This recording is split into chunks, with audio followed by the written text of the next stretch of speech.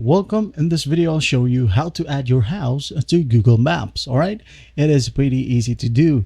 Let's say, for example, all right, the house with my mom right here, mom and dad, is close to this area, which is specifically this one. Let's say, for example, I'm going to add this area.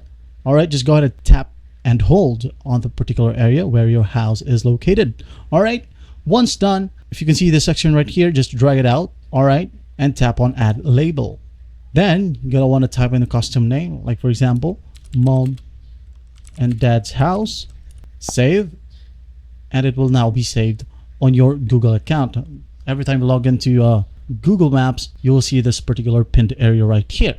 All right. Now, if you're asking if you want to add your address to a searchable database, well, it might be possible if you add that particular place as a business. All right.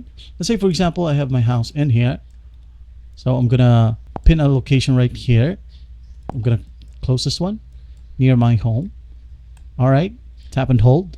Now what you're gonna do is just again pop this out, and then you're gonna want to tap on add a missing place, and then type in the place name. For example, Ryan's house. Category residential, apartment building, housing, or whatever you want. For example, apartment building. All right, as you can see here, located within. If you want to more specific location, just go ahead and type it in right here and add more details if you want to. All right, contact number and website. You can also add your house's photo if you want to. All right, and just hit on submit, and that will be a simple prompts that you will need to finish. Just go ahead and do that, and once done, your house will be added on Google Maps. All right, there you have it. Google will need to verify it, so just wait a bit. It could take 24 to 48 hours. They will email you. Tap on that email and read the instructions, and once done, you're good to go. Well, I hope this video helps, and I'll see you in the next one.